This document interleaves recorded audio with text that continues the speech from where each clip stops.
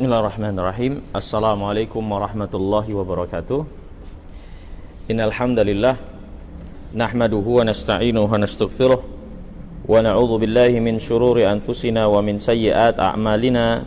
Man yahdihillahu fala mudhillalah wa man yudlil fala hadiyalah. Wa asyhadu an la ilaha illallah wahdahu la syarikalah wa asyhadu anna Muhammadan abduhu wa rasuluhu la nabiyya ba'dah. Amma ba'd. Ayol ikhwah wal akhwat rahimakumullah, segala puji hanya milik Allah. Kita bersyukur atas segala nikmat dan karunia-Nya. Banyak sekali untuk kita hitung dan sebutkan, dan Allah telah tegaskan bagi kita sekalian bahwasanya jika Allah, maka kita tidak akan sanggup untuk mencukupinya. Allah berfirman, wa in ta'uddu ni'matallahi la tuhsuha. Kalau kalian menghitung-hitung nikmat Allah Subhanahu wa taala, maka kalian pasti tidak akan bisa menghitungnya. Oleh sebab itulah sudah menjadi kewajiban bagi kita sekalian untuk terus dan syukur dengan memuji Allah Subhanahu wa taala atas setiap nikmat yang Allah anugerahkan kepada kita sekalian, baik nikmat yang kita sadari atau yang kita tidak sadari.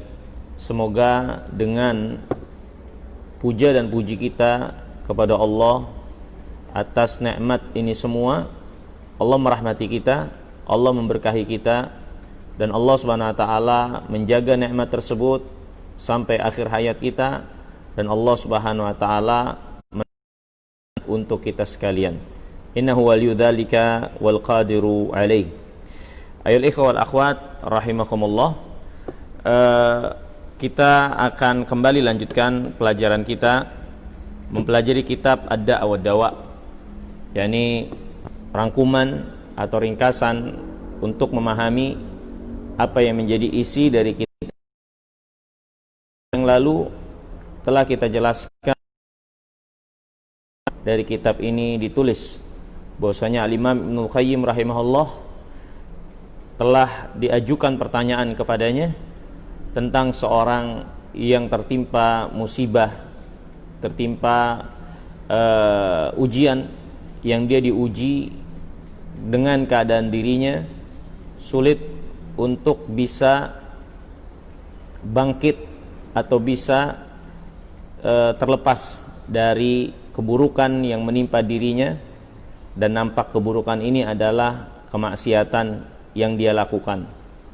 Padahal dia tahu, padahal dia mengerti akan keburukan tersebut, dan dia sudah berusaha keras untuk meninggalkannya, akan tetapi nampak usahanya itu belum menemukan hasil. Kemudian ditanyakanlah pertanyaan ini kepada Imam Ibnul Qayyim rahimahullah, ya, tentang keadaan dirinya yang sulit untuk lepas daripada perbuatan maksiat itu.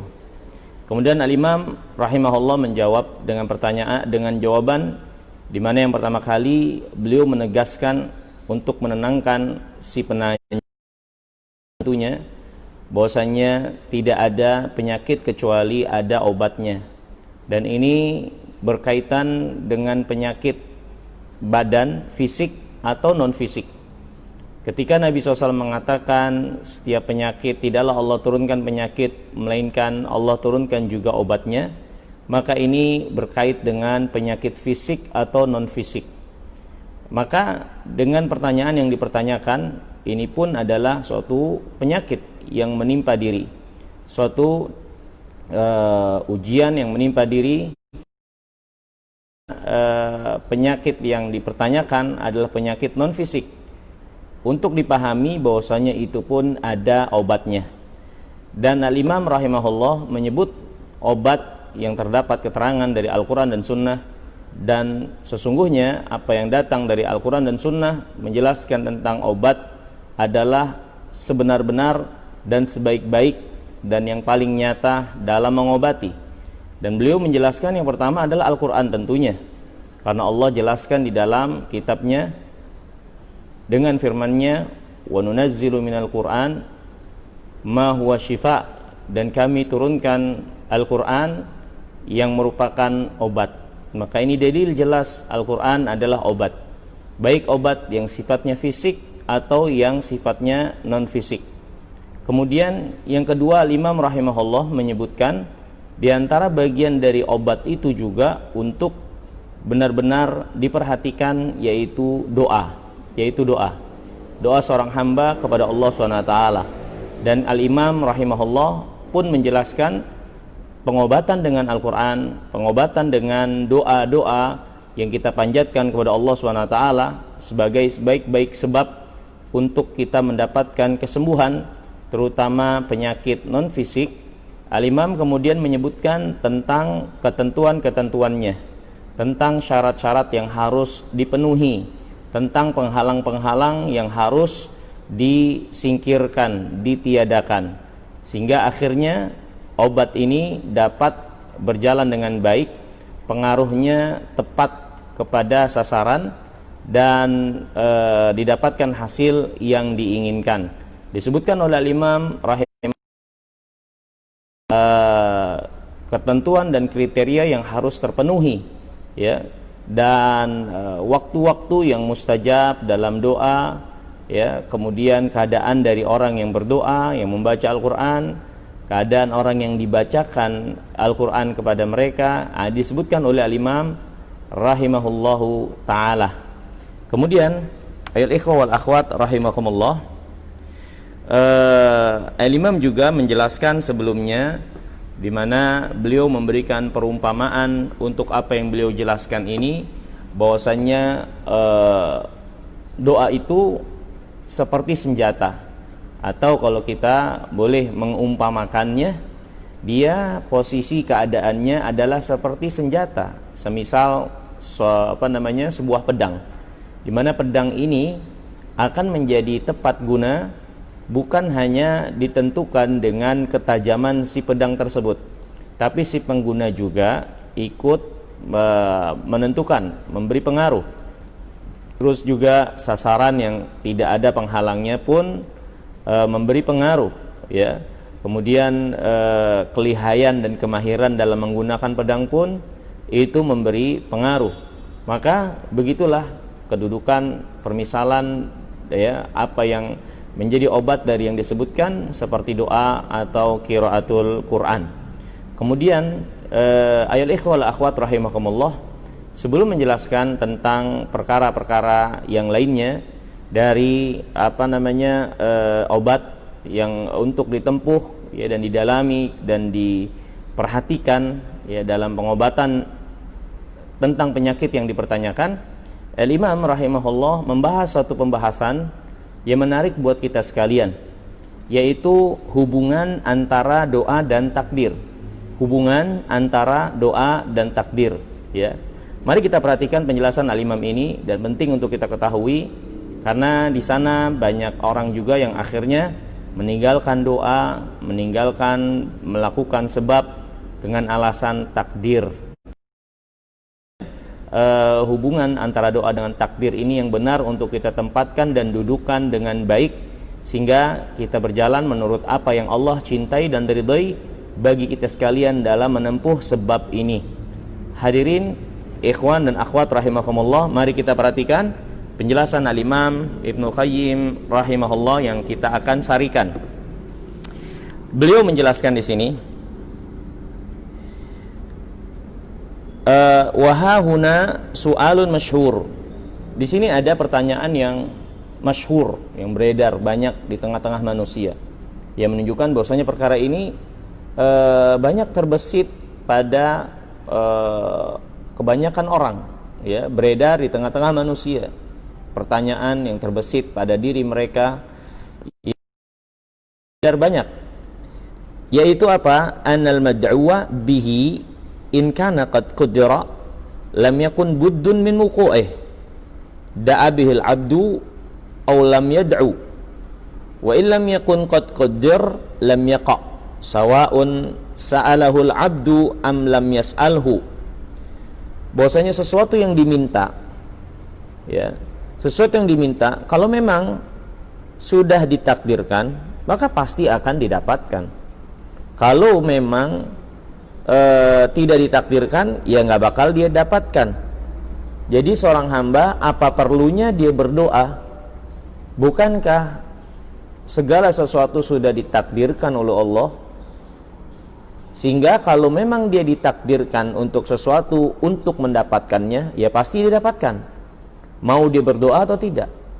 Begitu pula sesuatu yang tidak akan dia dapatkan, nggak akan didapatkan, mau dia berdoa atau tidak, mau dia minta atau tidak. Jadi apa perlunya kita untuk berdoa, sedangkan segala sesuatu telah ditetapkan oleh Allah takdirnya. Ini al-ikhwal akhwat rahimakumullah, ya. Kemudian al-imam mengatakan fa dhannat ta'ifatun sihhata hadza su'al. Sebagian orang menyangka bahwasanya besitan pertanyaan ini nampak benar, ya. Wa qalat la faidata fi fatarakatid du'a, ya. Wa qalat la faidata fi, sehingga sebagian golongan pun meninggalkan doa dan mengatakan ya udah kalau gitu nggak perlu kita berdoa, Nah, ini ayyuhal ikhwah wal akhwat rahimakumullah yang terjadi ada di tengah-tengah manusia dari keyakinan, ya, yang juga perlu untuk kita ketahui, perlu untuk kita pahami, ya, agar jangan sampai kita keyakinan seperti ini. Karena ini adalah keyakinan yang keliru dan salah. Ya, mari kita perhatikan penjelasan al-imam. Beliau mengatakan orang-orang yang seperti ini telah melampaui batas dalam kejahilan dan kesesatan. Ya. Selain itu pula mereka pun itu melakukan hal yang bertolak belakang dengan apa yang mereka nyatakan tadi. Jadi kata imam membantah kekeliruan dan kesalahan ini. Mereka yang mengatakan nggak perlu kalau gitu berdoa karena semua sudah ditakdirkan. Kalau Allah takdirkan pasti kita akan dapatkan, mau doa mau tidak.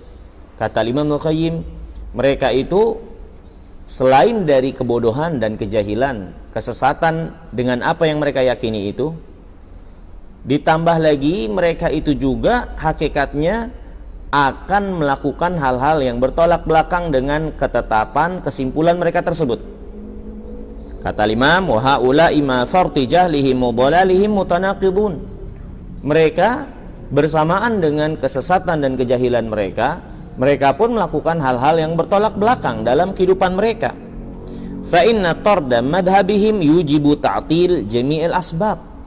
Karena kalau mereka konsisten dengan kaidah mereka, konsisten dengan kesimpulan mereka, harusnya mereka meninggalkan semua sebab.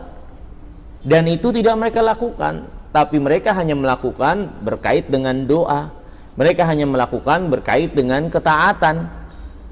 Tapi berkait dengan hal yang lain, mereka pun pada akhirnya kan sebab, mereka melaksanakan sebab untuk sampai kepada hasil yang mereka inginkan. Ya. Jadi mereka sendiri perbuatan mereka bertolak belakang. Ya, karena hasil kesimpulan dari mereka itu harusnya mereka tinggalkan semua sebab. Mereka nggak perlu minum untuk menghilangkan dahaga. Harusnya mereka tinggalkan makan untuk meninggalkan lapar. Harusnya mereka meninggalkan menikah kalau mereka ingin punya anak. Dan lain-lain dari hasil yang mereka inginkan, tujuan-tujuan yang mereka cita-citakan. Dengan apa yang mereka katakan, harusnya mereka meninggalkan semua sebab-sebabnya, dari menikah, makan, minum, bekerja, sekolah dan lain-lain. Tapi itu mereka tidak lakukan. Mereka hanya meninggalkan apa yang diperintahkan oleh syariat dengan alasan semua sudah ditakdirkan. Ya. Jadi mereka ini berada dalam kejahilan, berada dalam kesesatan, dan berada kepada inkonsistensi dari amal perbuatan mereka, bertolak belakang. Yang ini sudah jelas menunjukkan bahwasannya perkataan mereka, besitan mereka, kesimpulan mereka itu batil. Ya, ini penjelasan secara global. Ya, nah, Al-Imam menjelaskan di sini. Ya, Kalau dikatakan kepada salah seorang di antara mereka yang mengatakan nggak perlu berdoa, bukankah kenyang dan lapar sudah ditakdirkan? Seorang pasti akan mengalami yang namanya kenyang dan lapar. Ya, mau dia makan atau tidak, mau dia minum atau tidak. Ya, terus bagaimana perbuatan mereka? Mereka makan atau minum? Mereka makan atau minum? Katakan kepada mereka yang meninggalkan doa dengan alasan semua sudah ditakdirkan. Tanya, bukankah kenyang dan hilang dari dahaga, ya, itu pun sudah ditakdirkan? Gimana perbuatan mereka? Mereka makan atau minum? Mereka makan dan minum atau tidak? Ya, dengan kesimpulan mereka tersebut. Ya, kemudian tanya juga kepada mereka tentang anak. Bukankah seorang memiliki anak juga sudah ditakdirkan? Ya, menurut kesimpulan mereka, bahwasanya seorang akan punya anak, mau dia menikah, menggauli istrinya atau budaknya atau tidak. Ya, tapi apa yang menjadi perbuatan mereka? Bagaimana keseharian mereka? Mereka menikah atau tidak? Kalau mereka menikah dengan maksud untuk memperoleh anak, maka mereka telah melakukan sesuatu yang bertolak belakang antara kesimpulan yang mereka simpulkan dengan kenyataan hidup yang mereka lakukan. Kemudian Al-Imam mengatakan, "Fahal yaqulu hadza aqilun au adami?" Apakah ada seorang yang berakal atau seorang dari anak Adam yang akan mengatakan seperti yang dikatakan itu? Dia tinggalkan nikah, dia tinggalkan makan, dia tinggalkan minum dengan alasan semua sudah ditakdirkan, bahwasanya kalau ditakdirkan kenyang dia akan kenyang, ditakdirkan punya anak dia akan punya anak, ditakdirkan akan hilang dahaga akan hilang tanpa dia harus perlu makan, minum dan menikah. Ada nggak anak Adam yang melakukan hal tersebut dan mengatakan itu? Tentu jawabnya nggak bakalan ada. Kemudian kata Imam, balil hayawanul bahim mafturun ala mubasyaratil asbab. Bahkan hewan ternak pun, ya, terfitrahkan untuk menjalani sebab. Ya, mereka makan, mereka minum, mereka berkembang biak, ya. Maka kalau dari sini dapat kita ketahui, hewan berarti lebih berakal dari orang-orang tersebut. Hewan lebih berakal dari orang tersebut, dan orang tersebut lebih sesat jalannya dari hewan ternak ini. Ya, hadirin, ikhwan dan akhwat rahimakumullah, benarlah ketika Allah Subhanahu wa taala berfirman tentang orang-orang yang ingkar kepada Allah, kafir kepada Allah, kafir kepada keimanan, di antaranya adalah kepada apa yang menjadi syariat Allah Subhanahu wa taala, mereka itu lebih sesat bahkan dari hewan ternak mereka sendiri. Ini di antara salah satu buktinya, perkara dari suatu keyakinan yang bertolak belakang dengan syariat, bertolak belakang dengan iman yang benar, yang akhirnya membawa lebih sesat jalannya dari hewan. Kemudian ayol ikhwal akhwat rahimakumullah, Al-Imam kemudian menjelaskan, mereka yang menyimpulkan dengan kesimpulan yang batil ini, ya, ada orang-orang yang nampak lebih cerdas atau agak sedikit cerdas karena mereka mengungkapkan alasan walaupun bukan menunjukkan kecerdasan mereka. Hanya saja ini menjadi tipuan syaitan menghiasi keburukan mereka. Ya. Sebagian mereka beralasan, ya, atau mengatakan ketika ditanyakan, kalau gitu apa fungsi makna doa? Mereka mengatakan, ya, walaupun mereka katakan doa itu enggak pengaruh, tidak menjadi sebab dan seterusnya.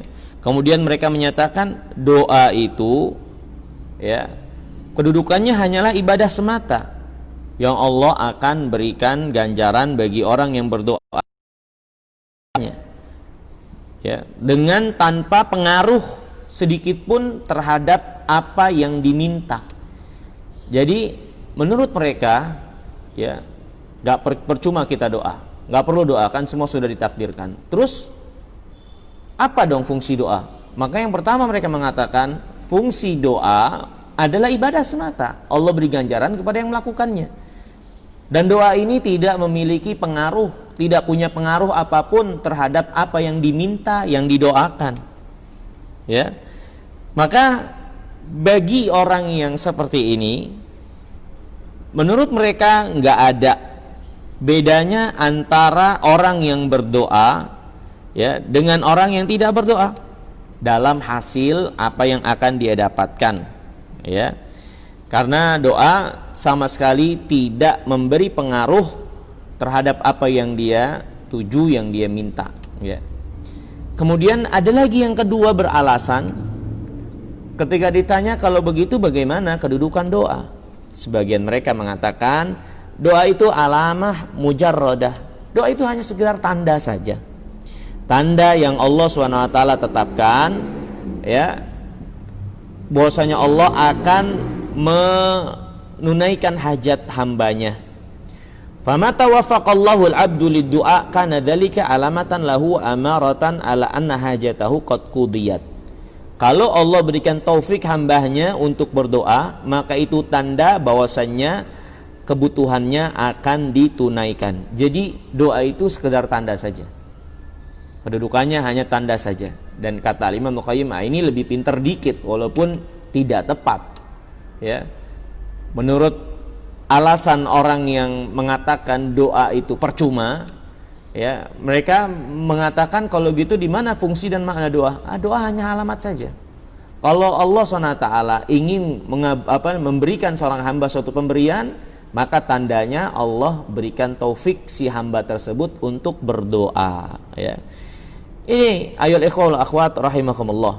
Kata Imam Al-Qayyim, hadza kama qalu wa hakadha hukmu ta'at ma'ats thawab wal kufur ma'al ma'asi ma'al iqab hiya amarat mahdhah liwuqu'i thawab wal iqab la annaha asbabun lahu. Yani mereka ini mengatakan, ini alasan yang kedua ini yang nampak lebih cerdas sedikit. Mereka mengatakan, ya, ini posisinya sama seperti ketaatan, ya, dengan balasan, kekafiran, maksiat dengan hukuman. Itu semua hanya sekedar tanda saja untuk apa yang akan menimpa berupa balasan atau hukuman, bukan menjadi sebab, ya. Ini ayol ikhwah wal akhwat rahimakumullah. Jadi orang-orang yang menafikan doa memiliki pengaruh sebagai sebab, ya. Mereka ada yang mengatakan doa itu kedudukannya hanyalah ibadah semata, sudah. Dia pokoknya ibadah. Allah berikan ganjaran orang yang melakukannya, selesai. Dia tidak seorang mendapatkan sesuatu yang Allah takdirkan. Ya. Dari orang yang menafikan doa sebagai sebab, mereka mengatakan doa itu kedudukannya hanya sebagai tanda saja. Kalau Allah ingin menganugerahkan seorang hamba suatu anugerah, maka Allah berikan taufik hambanya tersebut untuk berdoa. Bahkan mereka menggeneralisir. Ini pun yang menjadi keterikatan hukum berkaitan dengan pahala doa, dengan taat atau maksiat. Bahwasanya ketaatan dan maksiat itu tidak menjadi sebab seorang akhirnya dapat pahala. Maksiat itu tidak menjadi sebab seorang dapat dosa atau hukuman. Tapi ketaatan dan maksiat sebagai tanda saja, ya. Ini ayol ikhwah rahimakumullah, ya, apa yang diyakini oleh mereka yang keliru jalannya dalam permasalahan ini. Kemudian Al-Imam mengatakan, ya, adapun yang benar was-shawab, ya, atau sebelum kita masuk ke dalam perkataan ini, Al-Imam mengatakan wa khalafu bidzalikal hissa wal aql wasyar'a wal fitrata wa sa'ira tawaifil uqala bal adhaku alaihimul uqala'u. Mereka dengan apa yang mereka tetapkan tersebut telah menyelisihi kenyataan yang ada, telah menyelisihi akal sehat, telah menyelisihi syariat, telah menyelisihi fitrah, bahkan seluruh kelompok orang-orang yang berakal itu menyelisihi apa yang menjadi keyakinan mereka. Bahkan mereka akan ditertawakan oleh orang-orang yang memiliki akal sehat. Ya, orang yang memiliki akal sehat akan menertawakan apa yang menjadi kesimpulan mereka tersebut. Orang-orang yang tidak meyakini doa sebagai sebab akan anugerah yang Allah anugerahkan kepada hambanya. Mereka mengatakan doa hanya sebagai ibadah semata, atau mereka hanya mengatakan doa sebagai tanda. Kemudian Al-Imam mengatakan wasawab, adapun yang benar, annaha huna qisman thalithan. Sini ada bagian yang ketiga sebetulnya. Selain apa yang mereka yakini doa sebagai ibadah semata, doa hanya sebagai tanda saja, sebetulnya ada yang ketiga, kemungkinan yang ketiga, dan ini kemungkinan yang benar, yang berjalan sesuai dengan ketentuan syariat, ya, yaitu apa? Anna hadzal muqaddar qaddara bi asbabin. Bahwasanya sesuatu yang ditakdirkan itu ditakdirkan dengan sebab. Ya, jadi sebab itu bagian dari takdir. Dan di antara sebab itu adalah doa. Ya. Yakni benar segala sesuatu tidak akan keluar dari takdir Allah. Tapi di antara bagian takdir Allah adalah sebab. Di mana Allah SWT ketika menganugerahkan seorang hamba, menganugerahkan dengan sebab yang Allah SWT anugerahkan kepada mereka, sehingga mereka sampai kepada hasil yang mereka tuju. Ini bagian ketiga yang tidak terfikir oleh mereka, ya. Wa anna hadzal muqaddar qaddara bi asbabin. Bahwasanya sesuatu yang ditakdirkan, Allah takdirkan dengan sebab. Di antara sebabnya adalah doa. Falam yuqaddar mujarradan an sababi. Bahwasanya ada takdir yang Allah takdirkan, ya, tidak lepas dari sebab, ya, tapi dia ditakdirkan dengan sebab. Famata atal abdu bisabab waqal maqdur. Kalau seorang hamba melaksanakan sebab itu, maka yang ditakdirkan untuk dia dapatkan pun hasilnya ada. Wa mata lam ya'ti bisabab intafal maqdur. Dan kalau dia tidak menjalani sebab, maka apa yang akan dia dapatkan pun akhirnya dijauhkan darinya, ya. Wa hadza kama qaddara asy-syaba' war-ri bil aqal wa syarab. Ini gambarannya itu seperti kenyang, seperti dahaga, ya, dengan makan dan minum, ya. Di mana kenyang dan dahaga itu semua adalah apa yang Allah takdirkan pada diri seseorang. Dia akan kenyang atau dia akan dahaga, dia lapar atau dia akan dahaga, ya. Dan Allah juga takdirkan kenyang dan dahaga itu, lapar dan dahaga itu akan hilang dengan dia makan dan minum, ya. Jadi lapar dan dahaga takdir Allah SWT. Allah tetapkan kepada siapa hamba yang Allah kehendaki. Dan Allah mentakdirkan juga dia akan hilang dengan seorang hamba menempuh sebabnya berupa makan atau minum. Begitu pula dengan memiliki anak, ya. Siapa yang dianugerahkan oleh Allah anak, ini adalah takdir Allah.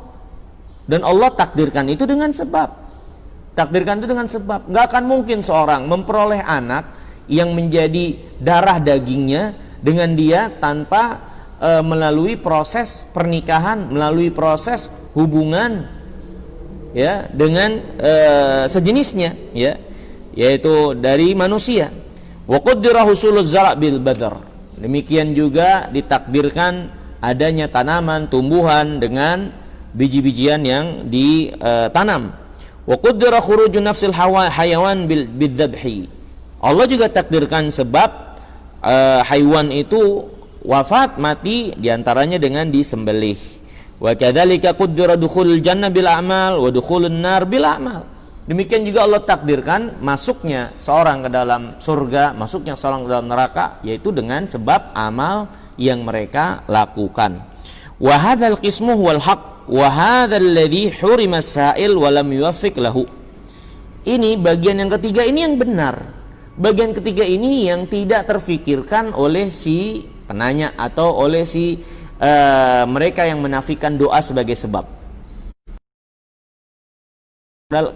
Pada titik ini, ya, mereka tidak sampai terpikir pada titik ini dan tidak diberi taufik sampai titik ini. Bahwasanya sesuatu yang ditakdirkan, Allah takdirkan dengan sebab. Allah takdirkan dengan sebab, ya. Nah, ayol ikhwah wal akhwat rahimakumullah. Kemudian al-imam mengatakan wa hina idzin fad-du'a min aqwal asbab. Nah, kalau sudah seperti ini, maka ketahuilah bahwasanya doa itu diantara sebesar-besar sebab. Doa itu diantara sebesar-besar sebab. Ya, fa idza qaddara wuqu'ul mad'u bihi bidu'a lam yasih an yuqala faidata fid du'a. Ya, dan jika Allah mentakdirkan sesuatu untuk didapatkan seorang hamba dengan sebab doa, maka nggak benar kalau kita katakan nggak ada faedahnya doa. Karena doa itu bagian dari sebab. Ya. Dan Allah SWT sebagaimana kenyataan yang ada dapat kita saksikan, mentakdirkan sesuatu didapatkan oleh hamba dengan sebab, dan doa itu adalah sebesar-besar sebab. Oleh sebab itulah nggak benar kalau kita katakan doa nggak ada faedahnya, padahal kenyataan yang ada, doa itu menjadi sebab seorang hamba untuk sampai kepada apa yang dia tuju. Ya, kalau misalnya kita katakan doa nggak faedah, ya, untuk seorang, maka nggak benar juga kalau kita nanti akan mengatakan kalau gitu nggak perlu makan, nggak perlu minum untuk sampai kepada kenyang ataupun hilang dahaga, dan nggak perlu bergerak, nggak perlu keluar, nggak perlu masuk, nggak perlu dan lain-lain daripada amal. Ya, kalau memang segala sesuatu sudah ditakdirkan begitu saja tanpa sebab. Ya. Nah, Al-Imam mengatakan walaysa syai'un minal asbab anfa' minad du'a, dan enggak ada sesuatu dari sebab yang lebih bermanfaat selain daripada doa. Jadi doa itu memiliki pengaruh yang besar, menjadi sebab seorang sampai pada apa yang dia inginkan, seorang terhindar dari apa yang dia takutkan, ya. Kemudian ayat ikhwal akhwat rahimakumullah, Al-Imam kemudian menyebutkan dalil yang menjelaskan tentang hal ini, ya. Sebelum beliau panjang lebar berkaitan dengan rincian dalil ini, beliau menjelaskan dulu secara umum, yaitu apa yang terjadi pada para sahabat, yang tentunya para sahabat adalah orang yang diajarkan oleh Nabi yang mulia Sallallahu Alaihi Wasallam di dalam beragama, dalam beramal, dalam mengimani takdir, dalam berinteraksi dengan sebab. Mereka lah yang menjadi contoh teladan bagi kita sekalian dalam keberagamaan ini. Ya, Al-Imam sebelum menjelaskan rincian ini semua, beliau beristidlal, ya, menjadikan dalil sahabat yang menunjukkan akan kebenaran bagian yang ketiga yang disebutkan bahwasanya sesuatu ditakdirkan dengan sebab. Ya, Al-Imam mengatakan walamma kana sahabatu radhiyallahu taala anhum a'lamal umma billahi wa rasulihi wa afqahahum fi dinih kanu aqwama bihada sababi wa syurutihi wa adabihi min ghairihim. Ketika para sahabat radhiyallahu taala anhum adalah orang-orang yang paling alim pada umat ini, paling alim terhadap Allah, paling alim terhadap Rasulullah sallallahu alaihi wasallam, paling dalam, paling paham, paling mengerti tentang agamanya, maka kita saksikan mereka adalah orang yang paling kuat dalam menegakkan sebab dan syarat-syarat adab-adab yang berkaitan dengan hal ini dari yang lainnya. Sahabat radhiyallahu taala anhum, gak ada di antara mereka yang berpangku tangan, gak ada di antara mereka yang berdiam diri untuk sampai kepada apa yang mereka tuju. Mereka orang-orang yang mencita-citakan surga dan takut dari api neraka. Dan kita saksikan gak ada di antara mereka yang diam saja tidak melakukan amal. Mereka berjuang, bahkan mengorbankan apa yang mereka miliki untuk sampai kepada keridhaan Allah, kepada surganya Allah SWT. Padahal mereka mengimani segala sesuatu sudah Allah takdirkan, termasuk siapa yang menjadi penghuni surga, siapa yang menjadi penghuni neraka. Maka perbuatan sahabat yang mereka menempuh sebab dan mencurahkan apa yang menjadi kemampuan dalam menempuh sebab, ini dalil yang menunjukkan kepada kita sekalian bahwasannya menafikan sebab adalah perkara yang bertolak belakang dengan din, bukan menjadi pengamalan agama yang benar. Karena orang-orang yang paling benar mengamalkan agama justru adalah orang yang paling kuat, yang paling besar pengorbanannya untuk mengamalkan sebab sampai kepada tujuan yang mereka cita-citakan. Ya, dan ini para sahabat menjadi terdepan dalam contoh teladan. Mereka yang paling alim kepada Allah, paling mengetahui tentang Allah, paling tahu dari Rasulullah sallallahu wasallam alaihi. Kemudian Al-Imam rahimahullah menyebutkan bukti diantaranya apa yang dilakukan oleh Umar ibn Khattab radhiyallahu taala anhum. Umar ibn Khattab ya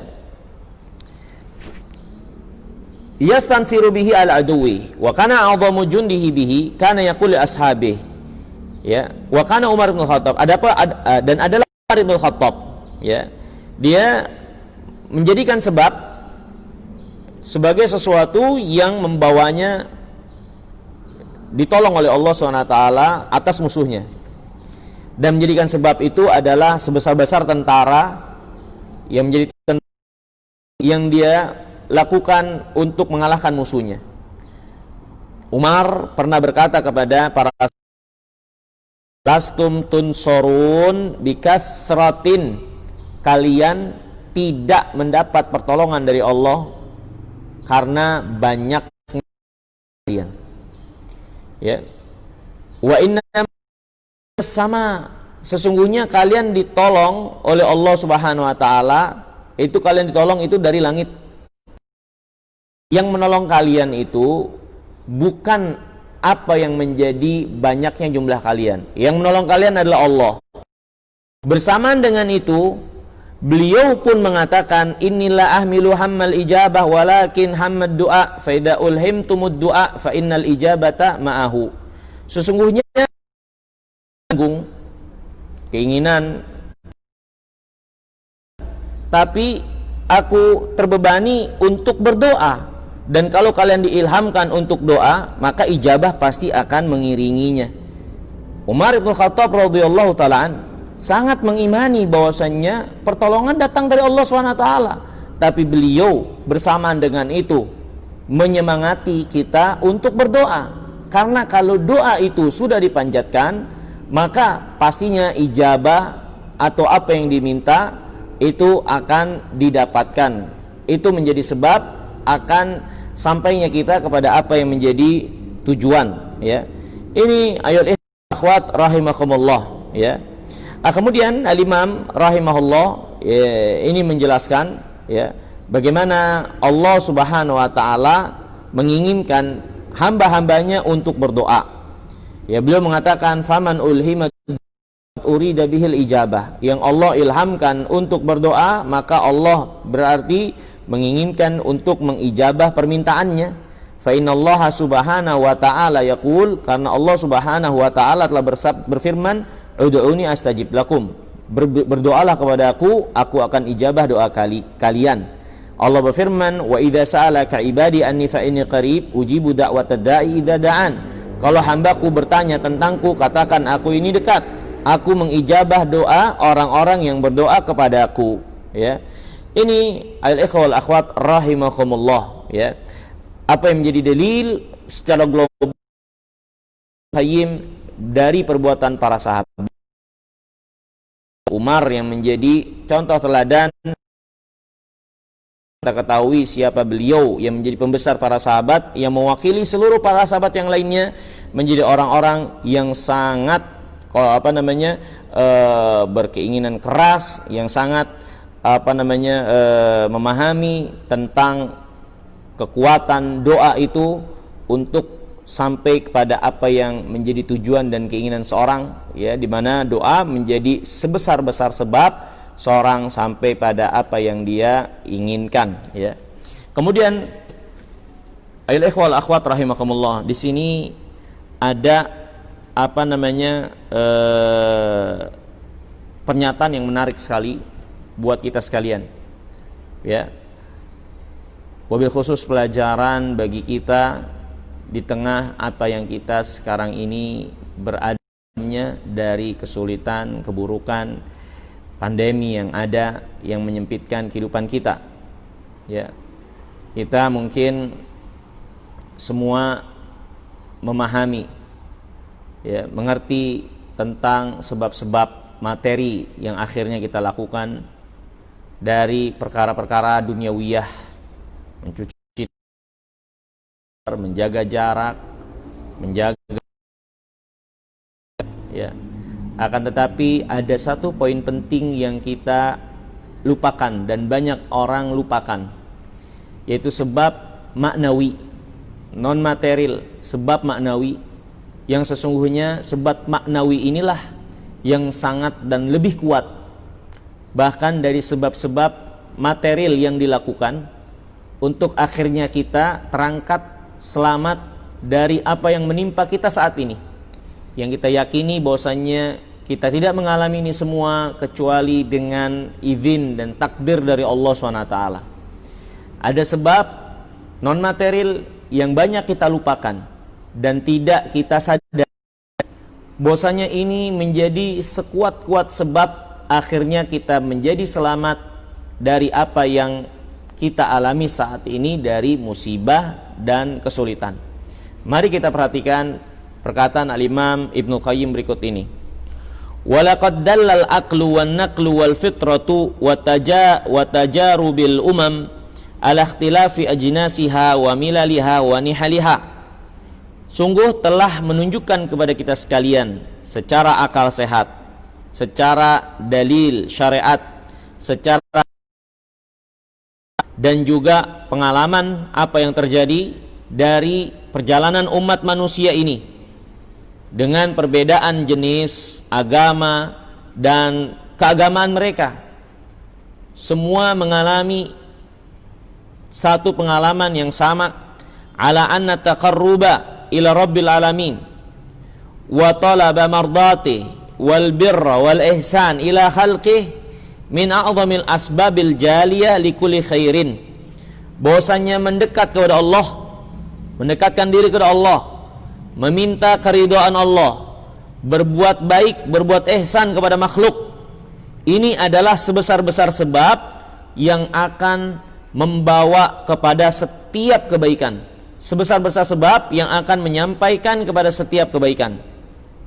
Ya, perhatikan kata Imam, ini telah ditunjukkan oleh akal sehat, dalil syariat, fitrah yang sehat, dan pengalaman umat yang telah terlebih dahulu mengalami apa yang terjadi di atas muka bumi ini.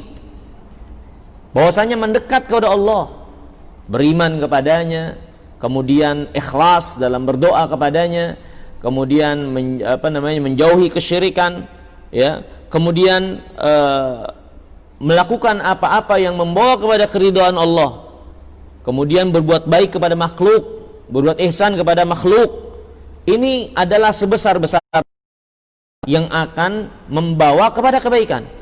Dan sebaliknya, ya, perkara sebaliknya, kekufuran, kesyirikan, kemaksiatan, penyimpangan, ya, kemudian berbuat buruk, kezaliman kepada makhluk, ini adalah sebesar-besar sebab yang akan membawa kepada setiap kejelekan.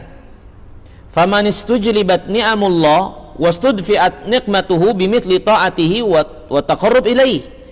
Famastujlibat, dan tidak ada perkara yang lebih besar dalam menarik nikmat Allah, perkara yang lebih baik di dalam menghindari murka Allah. Tidak ada yang lebih besar, tidak ada yang lebih baik daripada ketaatan dan mendekat kepada Allah serta berbuat ihsan kepada makhluk. Ini perhatikan tiga bagi kita sekalian untuk perhatikan, untuk kita terangkat dari apa yang menimpa kita saat ini, untuk kita terluaskan dari kesempitan yang kita alami saat ini. Yang pertama, mendekat kepada Allah Subhanahu wa taala, segera dalam ketaatan kepadanya dan berbuat ihsan kepada makhluk. Mendekat kepada Allah dengan kita berdoa, dengan kita bertaubat kepada Allah dari dosa-dosa kita, ya, kembali kepada Allah SWT, berlari menuju Allah SWT, bersegera dalam melaksanakan ketaatan kepadanya, yang pastinya kita telah banyak melupakan, telah banyak mengabaikan, melalaikan ketaatan Allah kepada kita, sehingga mengakibatkan ini semua kepada kita sekalian. Allah murka kepada kita, Allah marah kepada kita. Maka ini kesempatan untuk kita, apa yang menjadi keridhaan Allah SWT, untuk Allah rahmati kita dengan kita mendekat kepada Allah, taat kepadanya, dan berbuat baik kepada makhluk. Yang saat ini kesempatan Allah buka selebar-lebarnya.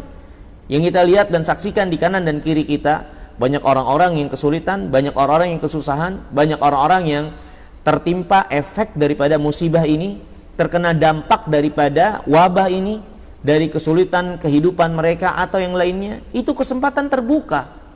Allah merahmati kita untuk membukakan kebaikan ini mudahnya.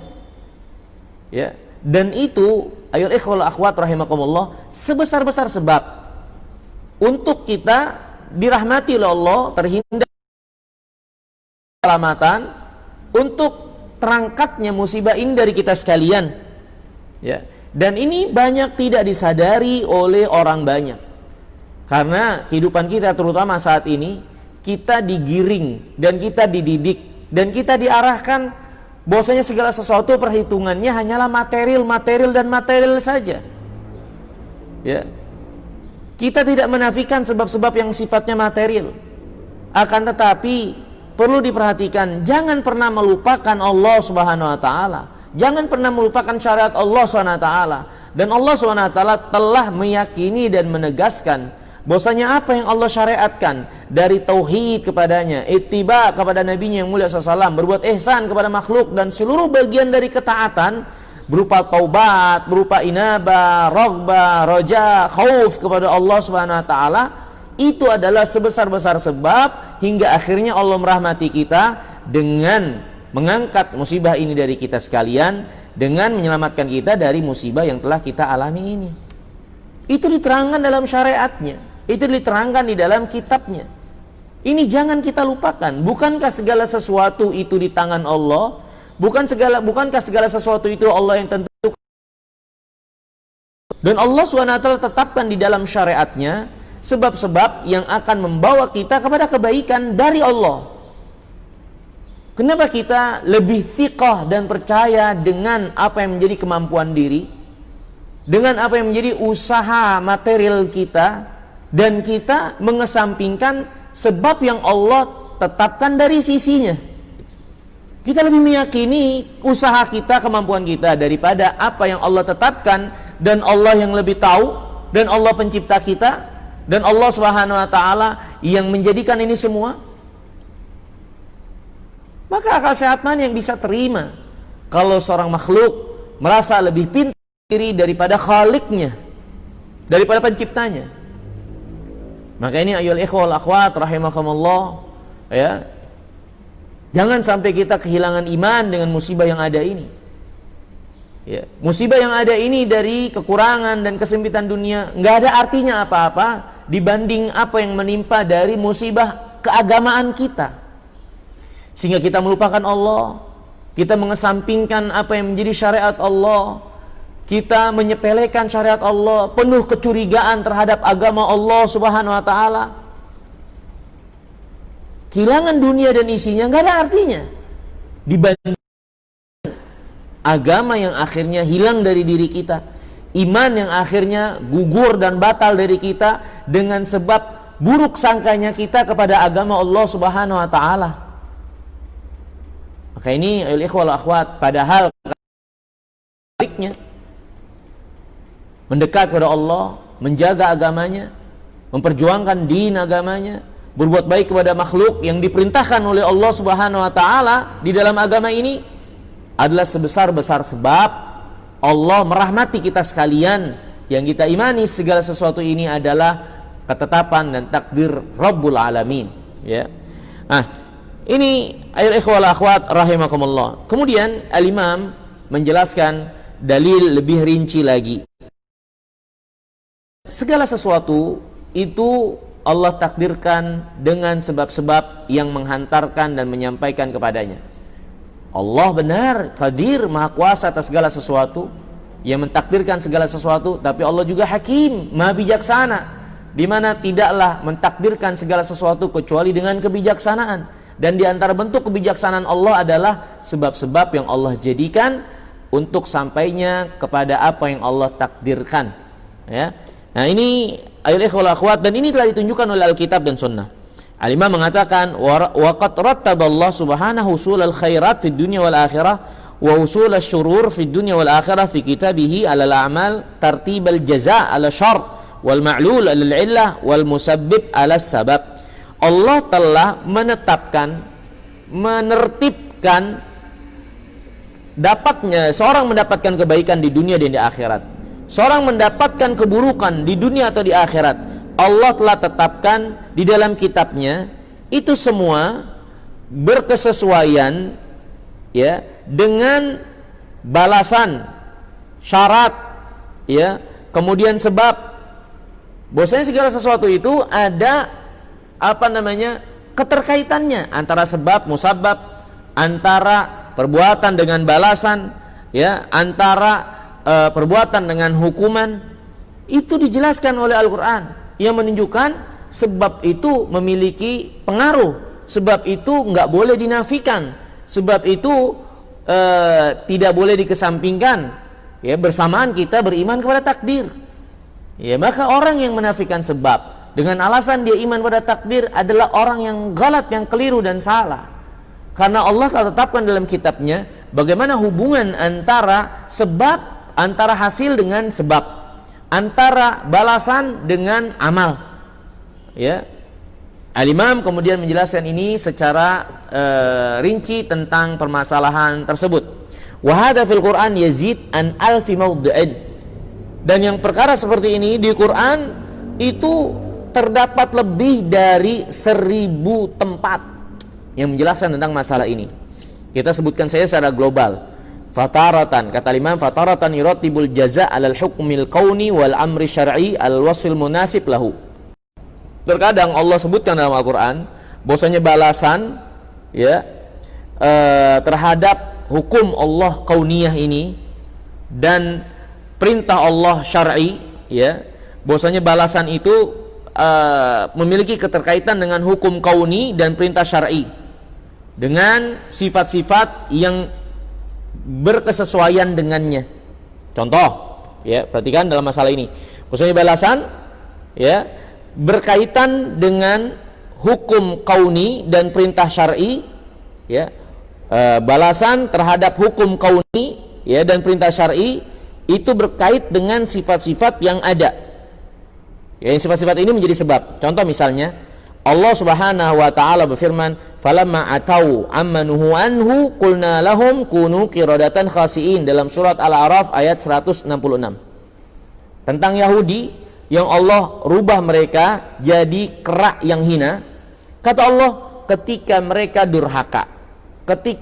durhaka terhadap larangan yang mereka dilarang darinya, maka kami tetapkan untuk mereka, jadilah kamu kera yang hina. Lihat bagaimana balasan ya memiliki keterkaitan dan hubungan dengan sebab.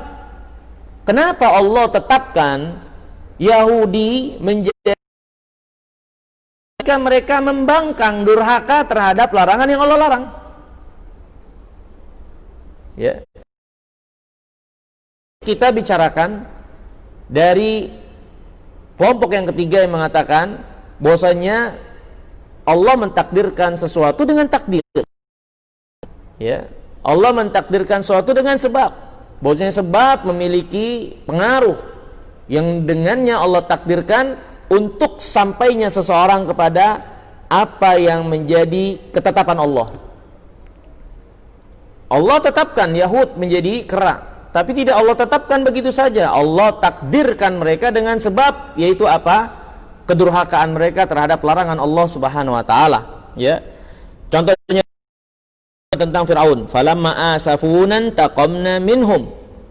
Ketika mereka Firaun dan bala tentaranya membuat kami marah, maka kami hukum mereka, timpakan kepada mereka hukuman.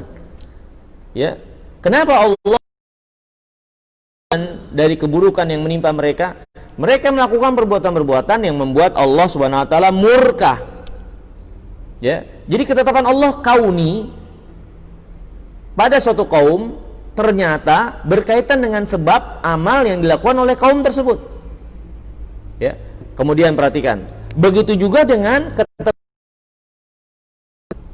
dari hukum-hukum syar'i ternyata pun berkaitan dengan sebab yang dilakukan oleh pelaku.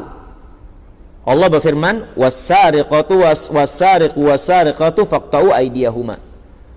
Pencuri laki-laki dan wanita, potonglah kedua tangannya. Allah tetapkan dalam syariatnya pencuri laki-laki atau wanita untuk dipotong tangannya dengan sebab mereka mencuri. Dengan sebab mereka mencuri. Tidak begitu saja Allah tetapkan dalam syariatnya untuk dipotong tangan, kecuali mereka melakukan sebabnya, yaitu mencuri. Ini menunjukkan orang-orang yang menafikan sebab, orang-orang yang mengabaikan sebab menjadi bagian yang Allah takdirkan untuk apa yang Allah tetapkan, maka orang ini bertolak belakang dengan syariat, juga bertolak belakang dengan akal sehat, dan seterusnya. Kemudian ayat ikhwah wal akhwat juga menjelaskan wa taratan yurattibuhu ala alaihi bisighati syart wal jaza. Dan terkadang penjelasan dalam sebab dengan akibat, hubungan dengan antara sebab dan takdir itu dijelaskan dengan penjelasan syarat dan balasan, ya, dengan kata-kata atau kalimat, ya, dengan yang berisikan syarat dan balasannya. Contoh, Allah berfirman, in tattaqullah yaj'al lakum furqanan. Kalau kalian bertakwa kepada Allah, Allah akan, ini pembeda yang dengannya kalian membedakan. Syaratnya kalian takwa. Syaratnya kalian takwa, ya. Allah berfirman, wa allaw istaqamu la asqainahum ma'an ghadaqa. Andai saja wa allaw istaqamu ala tariqati la asqainahum ma'an ghadaqa. Mereka beristiqamah di atas jalan yang lurus ini, maka kami akan berikan kepada mereka air yang melimpah. Ya, syaratnya mereka istiqamah dalam agama.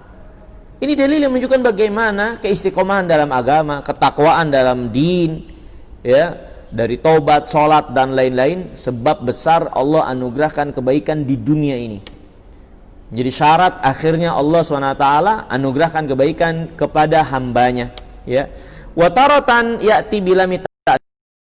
Rahimahullah menjelaskan tentang bentuk-bentuk lainnya dalam kalimat Al-Quran yang menjelaskan bagaimana sebab itu memiliki pengaruh, ya, sebab itu tidak boleh diabaikan, sebab itu menjadi bagian dari takdir Allah Subhanahu wa taala yang akan menyampaikan kepada takdir Allah Subhanahu wa taala.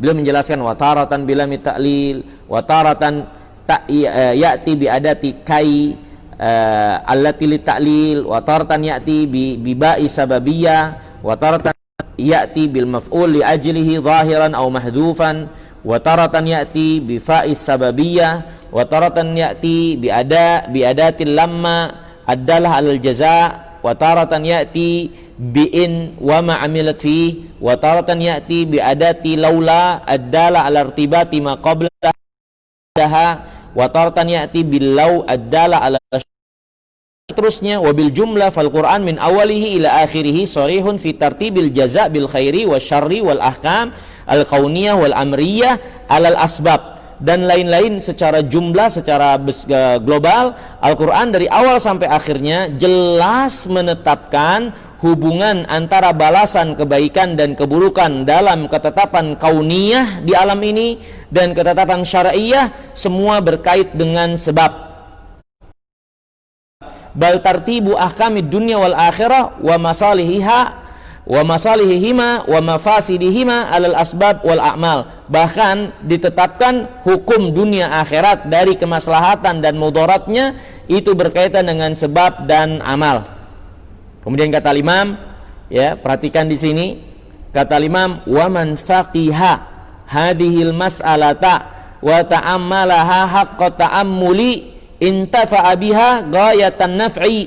Siapa yang memahami permasalahan ini dan memperhatikannya dengan baik serta dia memahami, ya, maka ini adalah perkara yang sangat bermanfaat baginya, ya. Ini adalah perkara yang sangat bermanfaat baginya. Jadi barang saya memperhatikan keadaan ini, ya, barang siapa yang memperhatikan dan memahami hal ini dari apa yang dijelaskan, bahwasanya sebab memiliki pengaruh untuk apa yang Allah tetapkan dalam alam semesta ini dan dalam syariatnya. Dia memiliki hubungan sebab akibat, balasan dan perbuatan, ya. Siapa yang memahami ini dengan baik, ya, maka ini menjadi sesuatu yang sangat bermanfaat buat dia di dalam keberagamaannya terutama dan perjalanan dia kehidupan dunia. alal qadari jahlan min. Tapi sebaliknya, siapa yang bersandar dengan takdir karena kebodohan dia, dengan merasa sebab itu nggak punya pengaruh apa dan lain-lain, sehingga dia hanya bersandar dengan takdir, ya, wa ajran wa tafritan wa ida'atan. Dan sesungguhnya seorang yang hanya bersandar dengan takdir, ya, bukan hanya karena kejahilan, tapi memang dia sebetulnya lemah saja. Bisa jadi karena lemah, dia malas, melampaui batas, dia menyia-nyiakan, tapi takdir yang dia jadikan dasar, sehingga karena dia nggak punya alasan lain untuk dan kemalasannya itu, takdir dia jadi alasan, ya. Maka barang siapa yang bersandar dengan takdir karena kebodohan, penyia-nyiaan, fayakun tawakkuluhu ajzan wa ajzuhu tawakkulan, ya. Kan tawakalnya sebagai kelemahan dan kelemahannya sebagai tawakal, ya, maka ini adalah tidak benar, ya. Barang siapa yang semata bersandar dengan takdir dan meninggalkan sebab, maka sama saja dia menjadikan tawakalnya sebagai kelemahan dan kelemahannya sebagai tawakal, dan ini tidak benar. Balil faqih kullul faqih alladhi yuruddul qadara bil qadari. Bahkan orang yang sebenar-benar faqih, yang sebenar-benar paham, adalah seorang yang menolak takdir dengan takdir. Orang-orang yang berpindah dari satu takdir ke takdir yang lainnya, ya, orang-orang yang melawan takdir dengan takdir, ya. Balayu mungkin lil insan an ya'ish illa bidzalik. Bahkan manusia nggak akan mungkin hidup kecuali dengan itu, ya. Kita lapar, dan lapar yang ada pada kita sekarang ini adalah takdir Allah. Allah mentakdirkan kita makan dan menjadikan makan sebagai sebab yang Allah takdirkan untuk hilangnya lapar. Maka kalau kita mau hilang lapar kita, maka lawan dengan takdir Allah yang satunya, dengan kita makan. Haus takdir Allah, kita ingin hilang dahaga kita, hilang haus kita, maka lawan dengan takdir Allah yang lainnya, yaitu apa? Siram, minum dahaga kita ini air yang melegakan. Maka itulah orang yang faqih, sebenar-benar faqih, yang melawan takdir dengan takdir, yang lari dari satu takdir ke takdir yang lainnya, ya, dari apa yang Allah SWT tetapkan, ya. Bahkan manusia hakikatnya nggak akan mungkin bisa hidup kecuali dengan itu. Akhirnya orang-orang yang menolak doa sebagai takdir, mereka pun bertolak belakang, dan mereka hidup akhirnya berjalan dari satu takdir ke takdir lainnya. Mereka nggak mau dan nggak rela untuk terus-terusan lapar. Mereka mau dan nggak rela untuk tidak punya anak. Akhirnya mereka menikah. Akhirnya mereka menggauli istrinya. Akhirnya mereka minum. Akhirnya mereka bekerja. Tapi mereka herannya kenapa menafikan takdir, walhal kehidupan mereka pun berjalan dari satu takdir ke takdir lainnya. Ya, jadi al-Imam benar ketika mengatakan bahkan manusia itu sebetulnya nggak bisa hidup kecuali dengan itu. Manusia itu berjalan dari satu takdir ke takdir lainnya. Fainal ju' wal atash wal bard wal anwa'il makhawif wal mahadir hiya minal qadar. Sesungguhnya lapar, haus, dingin dan hal-hal yang dicemaskan lainnya itu adalah takdir. Wal khalqu kulluhum sa'una fi hadzal qadar bil qadar. Dan semua hakikatnya berusaha untuk menolak, menghindar dari takdir-takdir yang buruk itu dengan takdir yang lainnya. Inilah kenyataan hidup kita, ya. Sehingga nggak ada alasan ketika dia menolak, rahimakumullah, ya. Kemudian Imam rahimakumullah menjelaskan, wa hakadza man waffaqahu Allah wa alhamahu rusydahu yadfa'u qadar al-uquba al-ukhrawiyah biqadari at-taubah wal iman wal a'mal salihah. Fahadha wizanul qadari al-mukhawwaf fid dunya ma farubbad daraini wahidun wa hikmatuhu wahidatun la yunaqad ba'daha aw la yunaqidu ba'daha ba'dan wa la yubtilu ba'daha ba'dan. Demikianlah orang-orang yang Allah berikan taufik, Allah ilhamkan kepada kebaikan dan kelurusannya, takdir dari hukuman ukhrawiyah dengan dia melaksanakan takdir yang Allah takdirkan berupa taubat, iman dan amal saleh. Dan inilah yang menjadi timbangan takdir untuk apa yang kita khawatirkan di dunia dengan apa yang kita lakukan dari lawannya. Kita takutkan lapar, kita takutkan hal-hal yang kita takutkan dari dunia. Kita kan melakukan hal yang lainnya. Kita nggak mau miskin, maka berusaha bekerja. Ya, seperti itu. Bahkan kata Imam Farubbad daraini wahidun wa hikmatuhu wahidatun.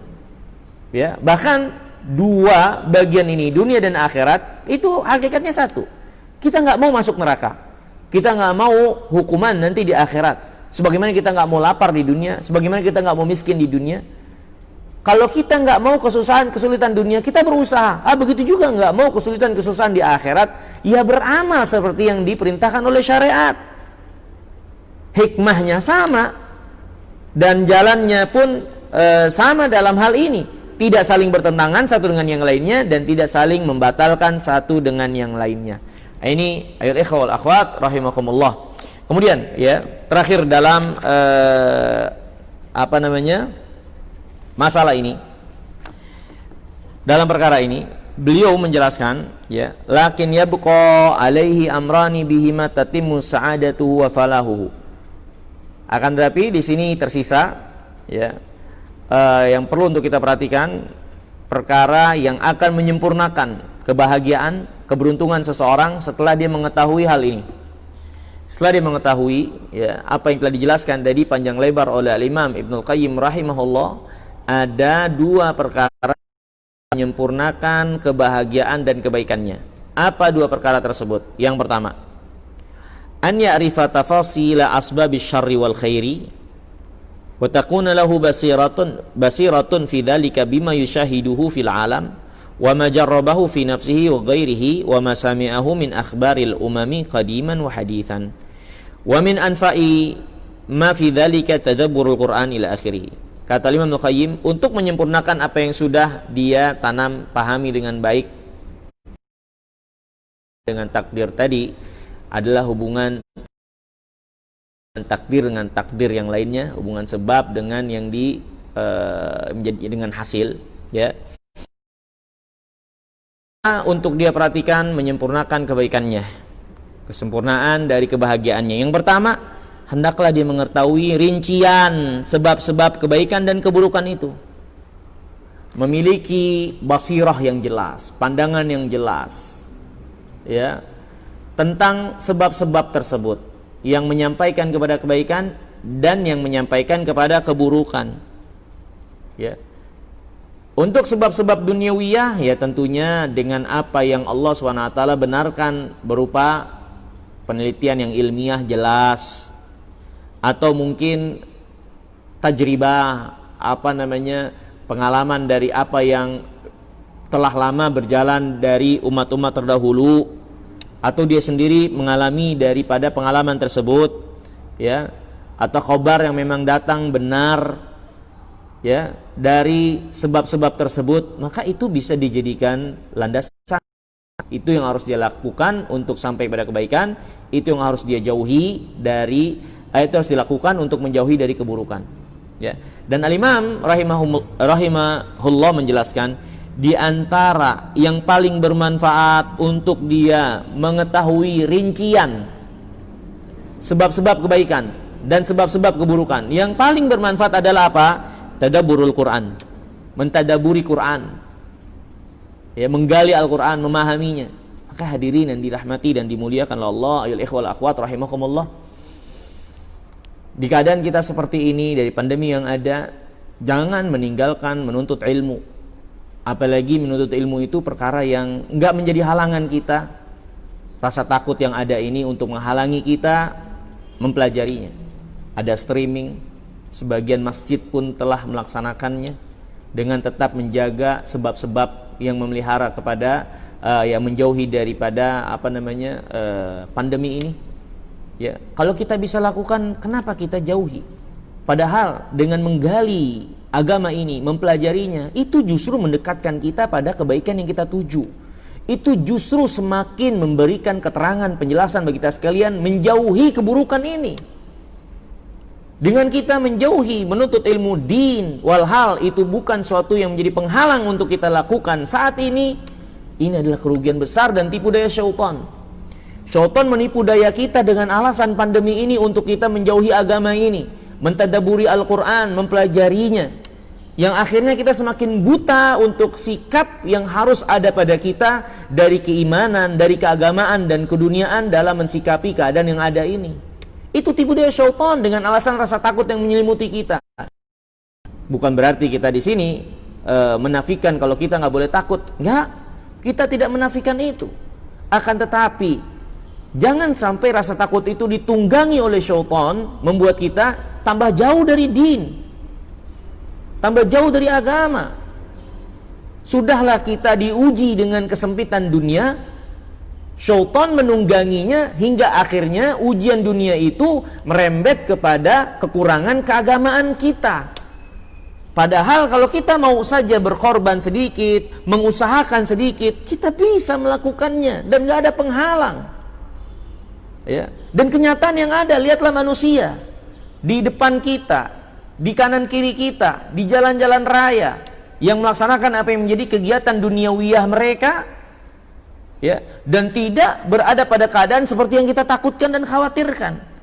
Tapi kenapa kegiatan agama sangat begitu kita takutkan untuk kita lakukan? Walhal kita melakukan apa yang mereka lakukan juga dari penjagaan-penjagaan protokoler yang kita dibimbing oleh ahlinya dalam hal ini. Ya, maka ayol ikhwal akhwat, ini sebagai nasihat dan pengingat buat kita sekalian. Jangan sampai rasa takut ini ditunggangi oleh syaitan sehingga musibah ini dari awalnya sekedar kesempitan dunia merembet kepada musibah din. Padahal musibah agama itu adalah musibah yang gak ada taranya, suatu musibah yang harusnya lebih kita dalam sendiri telah berdoa, Allahumma la taj'al musibatana fi dinina. Ya Allah, jangan jadikan musibah kami pada agama kami. Jangan jadikan musibah ini pada agama kami. Ya, maka ini ayol ikhwal akhwat rahimakumullah, sebaik-baik kata Imam Al-Qayyim untuk kita mengenal, mengetahui tafasilul khair, tafasilul syarr. Sebaik-baik yang kita bisa mengetahui tafsir rincian kebaikan dan keburukan, yang pertama adalah mentadaburi Al-Quran. Fa innahu kafilun bidzalika ala akmalil wujuh. Itu mencukupi buat kita sekalian dengan sebaik-baik bimbingan, sebaik-baik petunjuk dari sisi manapun.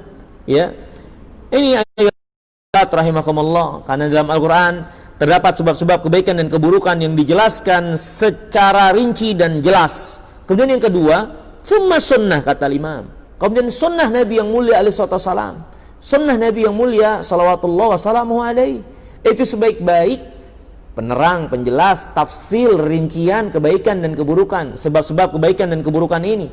Ya, ini sunnah Nabi yang mulia sallallahu alaihi wa alihi wasallam untuk kita gali, untuk kita pelajari, ya, untuk kita bisa tahu tentang tafsilat, rincian-rincian ini. Ya,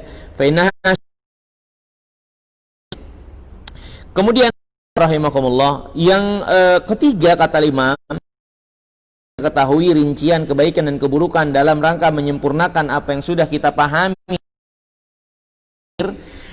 Ini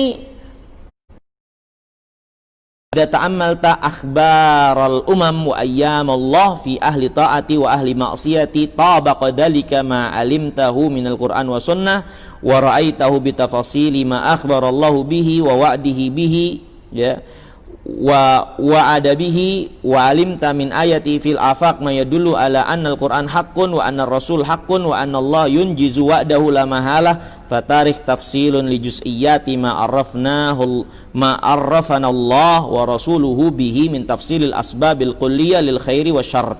Kemudian setelah itu kita memperhatikan apa yang berjalan dari umat-umat yang telah mendahului kita, dari hari-hari yang Allah perjalankan kepada mereka, orang-orang yang taat, orang-orang yang maksiat, bagaimana Allah memperlakukan mereka. Kalau kita mengetahui lagi perjalanan apa yang telah dijalani oleh orang sebelum kita, yang berkesesuaian dengan apa yang datang dari Al-Quran, yang berkesesuaian dengan apa yang datang keterangannya dari Rasul, berupa perjalanan dari orang-orang yang Allah binasakan atau Allah muliakan, maka akan semakin jelaslah Al-Quran itu benar.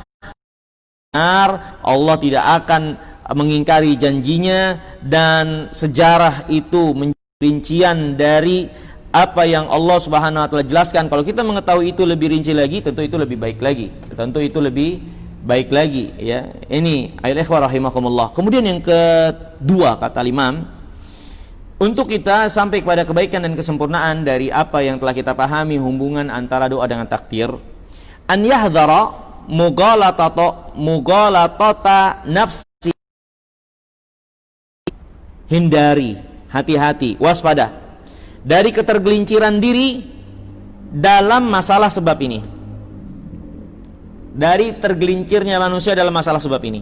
Dan ini diantara perkara yang sangat penting, ya. Kenapa demikian? Fainal abda ya'rifu annal ma'siyah wal ghafla min asbabil mudarrah lahu fi dunya wa akhiratihi walabud walakin tughalituhu nafsuh. Bahwasanya ada lubang-lubang yang dijadikan syaitan membuat kita tergelincir, membuat kita terjatuh dari jalan yang benar dan lurus berkaitan dengan sikap terhadap sebab, ya. Yaitu apa? Al-Imam mengatakan seorang hamba jika dia mengetahui, ya, ketika dia mengetahui maksiat, lalai adalah sebab yang menimpakan mudarat baginya dunia akhirat, ya, tapi ada perkara yang dapat menggelincirkan dirinya. Di antara perkara tersebut apa? Al-ittikal ala afwillah wa maghfiratihi taratan, yakni bersandar semata dengan ampunan dan maaf dari Allah, ya, ampunan dan maaf dari Allah, bersandar semata dengan ampunan dan maaf dari Allah, ya, yakni dia mengetahui bahwasanya maksiat sebab keburukan, tapi di sana ada lubang yang dijadikan oleh syaitan untuk menggelincirkannya. Yang pertama yaitu beralasan Allah kan Maha Pengampun, Allah Maha Pemaaf, nggak ada masalah deh maksiat. Iya benar maksiat membawa pada keburukan, tapi kan Allah pemaaf. Akhirnya dia berbuat maksiat, akhirnya dia melakukan keburukan dengan alasan Allah pemaaf. Ini diantara lubang, ini diantara kekeliruan yang menggelincirkan. Yang kedua diantaranya lagi taswif bit taubah, ya, menunda-nunda taubat, menunda-nunda taubat, ya. Tahu maksiat itu keburukan, dia tahu ketaatan itu adalah kebaikan, tapi syaitan menggelincirkannya dengan menunda-nunda taubat. Akhirnya sebelum dia sampai pada kebaikan, Allah haramkan dia dari kebaikan tersebut. Naudzubillah, nas'alullah salamat wal afiyah.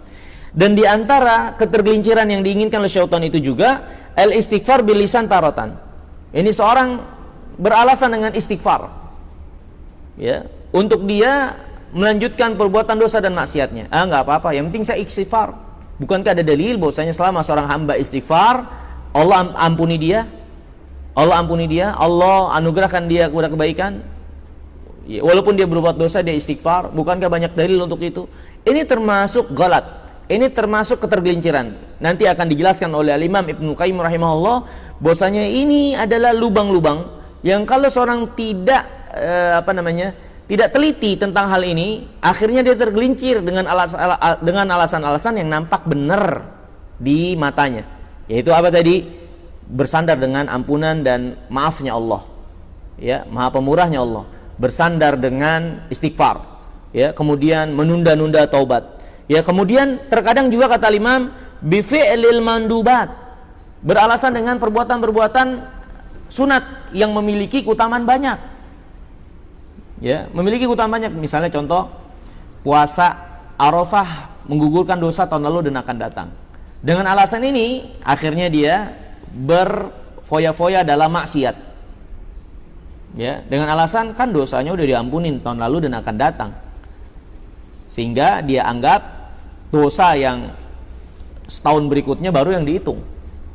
Sudahlah, nggak ada masalah sekarang berbuat dosa, toh sudah puasa Arafah, ya. Terkadang seorang tertipu dengan perbuatan amalan sunatnya yang memiliki keutamaan besar, akhirnya dia melakukan kejelekan. Ini termasuk golat yang harus diperhatikan, ya. Kemudian diantara alasan juga wabil ilmi taratan, ya, dan terkadang juga beralasan dengan ilmu, ya, dengan ilmu yang ada padanya yang justru dia pergunakan untuk beralasan berbuat maksiat, Wah, nggak ada masalah, cuman segini saja, nggak ada masalah, cuman segitu saja, dan seterusnya. Dengan dia merasa punya ilmu ya, dan bisa untuk mengaturnya, ya. Dan terkadang lagi bil ihtijaj bil qadari taratan. Terkadang lagi di antara lubang yang menggelincirkan itu adalah beralasan dengan takdir. Kenapa kamu berbuat jelek? Ya sudah, ini sudah takdir Allah SWT, mau diapain lagi, dan seterusnya. Ya. Wa bil ihtijaj bil asbah wal nadhair taratan wa bil iktida bil akabir taratan ukhra. Ya, dan terkadang juga di antara lubang yang membuat tergelincir itu adalah beralasan dengan yang semisal dengan dia. Misalnya contoh gini, kenapa kamu buat seperti itu? Ya nggak ada masalah, saya masih seperti ini. No, ada yang lebih parah. Yang lebih parah dari saya banyak. Saya masih sholat saya, walaupun hanya sehari 2 kali. Tapi no, ada yang 5 kali nggak sholat. No, ada yang seminggu sekali sholatnya. Saya masih mending seminggu 2 kali. Saya masih mending seminggu 3 kali. No, ada yang cuman sekali saja. No, ada yang nggak sholat sama sekali. Ya, dia menjadikan kesalahan, keburukan orang lain untuk dia berbuat salah. Ini diantara kebodohan dan lubang yang biasa bisa dipergunakan oleh syaitan menggelincirkan seorang hamba dalam kebaikan atau dari kebaikan. Wal iktida bil akabir taratan ukhra. Dan terkadang lubang yang menggelincirkan itu adalah menjadikan orang-orang terdahulu, orang-orang tua sebagai teladan. Kenapa kamu lakukan itu? Ya ini memang sudah ajaran nenek moyang begini. Ini memang sudah dari dulunya seperti ini. Ini adalah ajaran yang dilestarikan di negeri kami. Ini menjadi adat dan seterusnya. Itu adalah lubang tergelinciran. Ya, yang menghalangi seseorang akhirnya menepati sebab yang benar yang digariskan oleh syariat dari jalan yang lurus ini. Ya. Jadi ayat ikhwal akhwat rahimahumullah, kata Imam Al-Qayyim, kalau seorang dan keburukan yang datang dari Al-Quran dan Sunnah yang akan menyempurnakan apa yang sudah dia yakini, segala sesuatu beredar dengan sebab. Hati-hati dari lubang-lubang yang menggelincirkan ini, yang biasa dijadikan alasan, ya, yang dijadikan tipuan oleh syaitan, dijadikan alasan oleh orang-orang, akhirnya dia tergelincir dari jalan yang lurus. Imam rahimahullah selanjutnya akan menjelaskan tentang lubang-lubang ini yang dijadikan alasan untuk seorang berbuat maksiat, berbuat kejelekan, ya, walhal dia tahu segala sesuatu beredar ditakdirkan dengan sebab, termasuk kebaikan dan keburukan. Atau dia tahu bahkan tafsilat itu dari Al-Quran, dari sunnah Nabi yang mulia SAW. Nah, ini kita kembali kepada apa yang menjadi awal pembahasan ini, yaitu pertanyaan yang dipertanyakan. Ini bisa jadi orang yang bertanya itu, kenapa dia sudah berusaha untuk meninggalkan perbuatan dosanya, tapi dia nampak tenang dengan perbuatan dosanya, dia kembali lagi ke dalam perbuatan dosanya. Ya mungkin ada pada dirinya galat-galat ini, alasan-alasan yang menjadi lubang-lubang yang syaitan menggelincirkan dia di dalamnya. Ya, dia merasa adalah nggak apa-apa. Dia jatuh lagi kan minta ampun lagi nanti.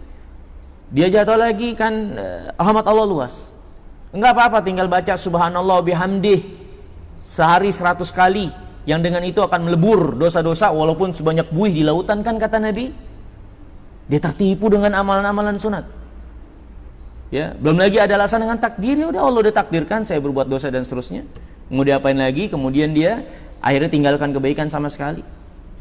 Dijelaskan oleh Imam Al-Qayyim tentang galat-galat ini untuk dijauhi, diperhatikan, dan bagaimana jawaban daripada kerancuan-kerancuan, ya, yang ada pada diri orang yang bermaksiat untuk dia jadikan alasan bermaksiat, padahal dia tahu bahwasannya keburukan itu membawa pada keburukan, sebagaimana kebaikan pun membawa kepada kebaikan. Nah, ini insyaallah taala kita akan lanjutkan di kesempatan yang akan datang tentang permasalahan ini, ya, insyaallah taala.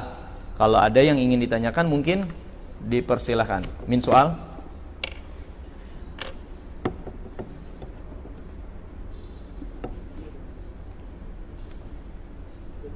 Ya, saya kira mungkin kita cukupkan dulu sampai di sini.